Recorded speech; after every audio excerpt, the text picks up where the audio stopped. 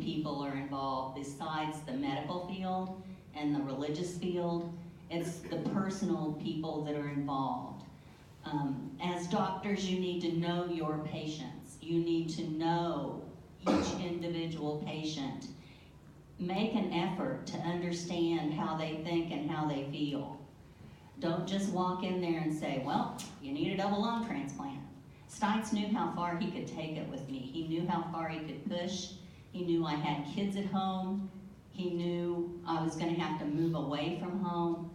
All of that was part of the process. And I think if you're aware as doctors and you're honest with your patients, it's a good thing. Okay, oh sorry, I thought of one more thing to add to that. For people with CF, the journey is a little bit different, just because I'd say the majority of patients are going to be a lot younger. And so the way that you're going to interact with them might be different than the way you interact with someone like Sharon, who's older and has a family. Most of these CF patients, most, not all, they're not old enough to have kids yet. I was 24, I had just gotten married. And it's also, part of CF that it's not possible to have children in most instances. So your question as far as how can you help us deal, or how do we deal? I think with your younger patients, you're just going to have a different attitude. And Dr. Stites is going to be, someone who can help with that. I don't know how he does what he does. So, and how you guys as doctors process all of this mentally, with helping younger patients who may not make it or are going to have different odds of survival. I think one of the keys is, I'm just going to come back, it is a team thing. We both have good days and bad days, but we try to support each other to make sure that you work through that. And I think that one of the things that Joyce taught me after taking care of patients is how important it is, especially when you're battling chronic disease like CF and transplant, is to go to funerals. Because you see a part of the family, and I didn't ever do that before she drove me to a couple. And then we started, but it is important because you connect the families, and it doesn't end when the patient dies. Actually, that connection after that, to let the family know that somebody meant more to you, because it's a community. It meant more to you than just a patient, being as a patient, I think is probably one of the greatest life lessons that I had to learn. And I was approximately 20 years or 15 years before I figured that, somebody taught me that. And so it's a journey, it is a journey, I think, as a physician. So. Do you have anything you want to add, Mr. Ramsey? Huh? Anything you wanted to add to that? No. This is a family disease as well. You need to realize that, and I think that's what Dr. Stites and Joyce are telling you. You don't go through this alone. No matter how you approach this disease, from whatever direction, it's going to be other people are affected by what's going on in your life as the transplant patient. And the getting there is a journey on its own. Getting well after it is a journey. And we're still all in a journey trying to maintain our health as best we can with the disease. But it'll affect everybody around that patient. So that's something you need to consider when you're treating the patient, is you're actually treating a much larger group than just the patient. Okay, thought of one more thing, sorry.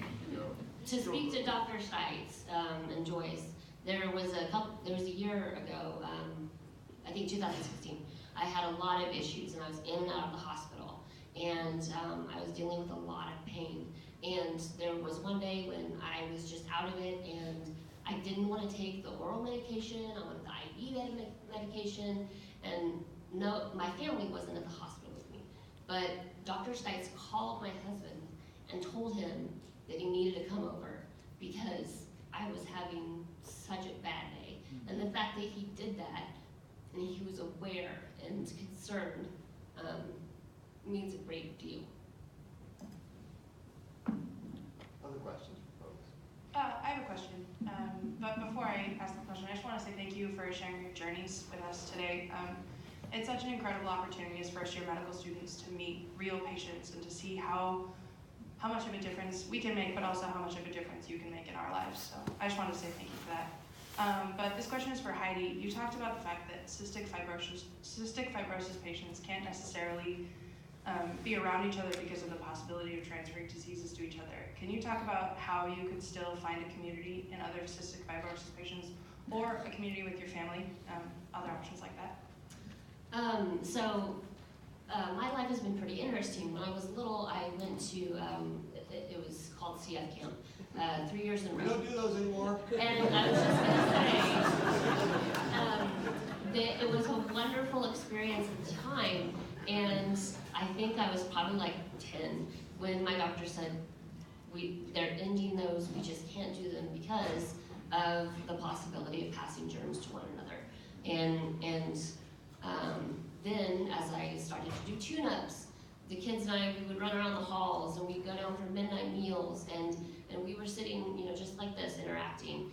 And then the doctors were like, you guys, we gotta stop that. You guys are giving each other MRSA and really bad stuff. So, thankfully, with all of its good points and bad points, social media has become a big place for people with CF to interact, do Skype meetings. I can't tell you, we actually, there's a Barnes Jewish Facebook page for people who've been transplanted just to Barnes Jewish.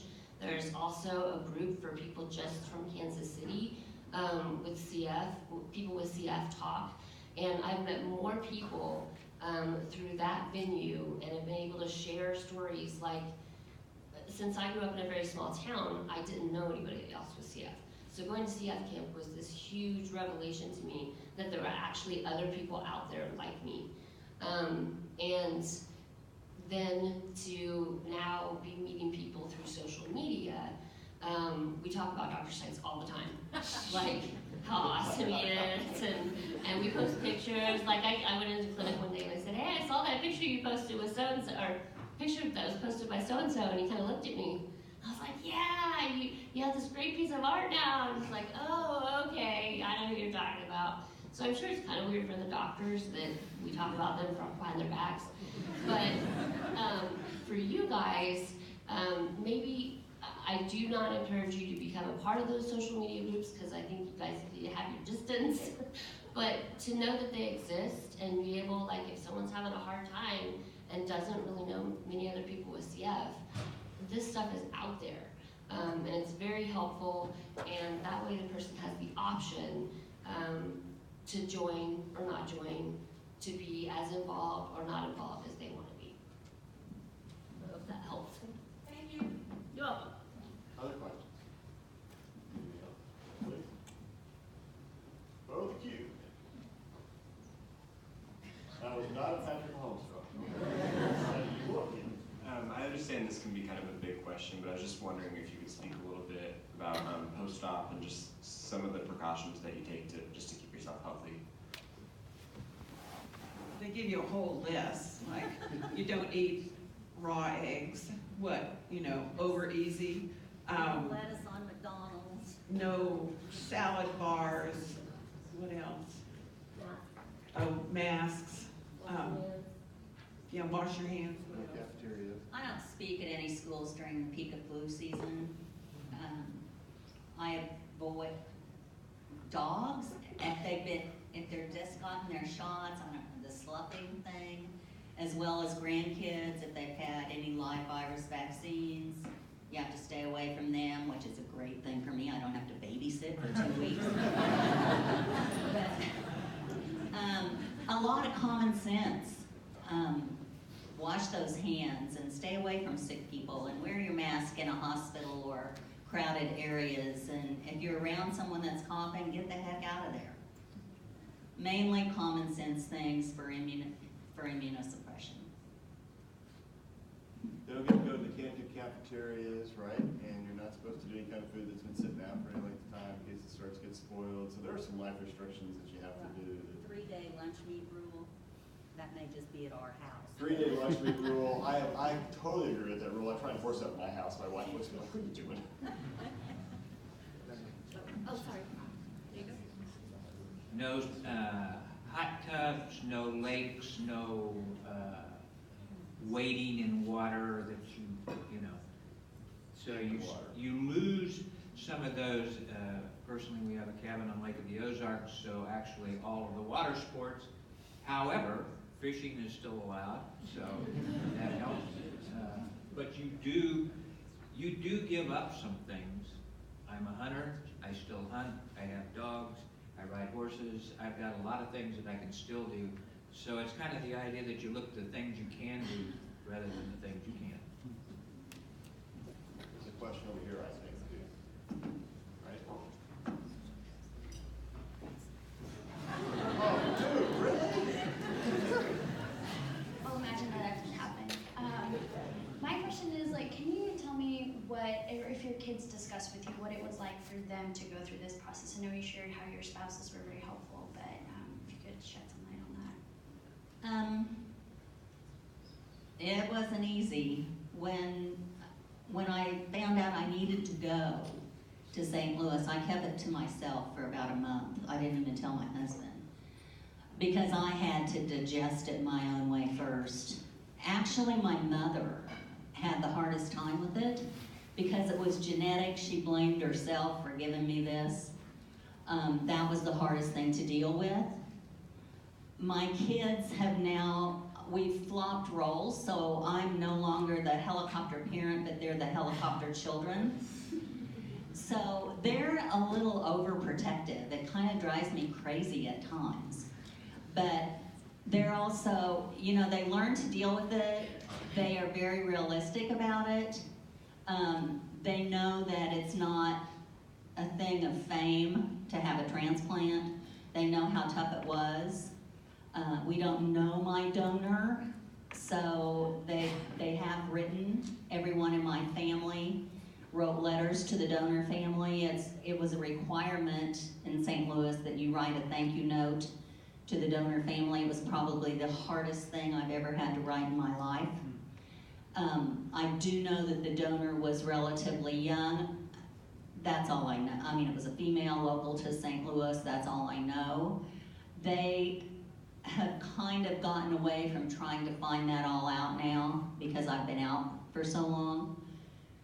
And they're very conscientious. Of course, you know, they're older now and have kids of their own, but even their kids are conscientious about what can and can't be done around the immunosuppression.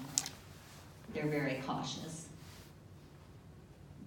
Our youngest daughter had several panic attacks, but the Thanksgiving when she drove back to college after I was there and I was going to move to St. Louis in January, she had a panic attack on the highway, and she stopped in a little town and walked into Walmart and said, "I need help." And these women gathered around and took her to the back room, and they made a plan, and one drove her car and the other drove her over to the hotel and got her a room, and they called us. But so it was hard. It was hard, and the kids are still, she was convinced that we were not telling her all the truth. And I couldn't figure out why. It turned out she was reading on the internet, and this is important to know.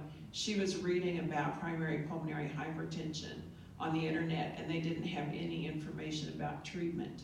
So her information was at 18 months after diagnosis, I would probably die, and we weren't telling her. And so that finally came out, and people can't trust what all they read. Other questions? Real quick, I'm going to say that I'm going to volunteer my husband for answers as well. He may not like it, but I was actually going to ask interesting him, do case. you have any comments you'd want to make?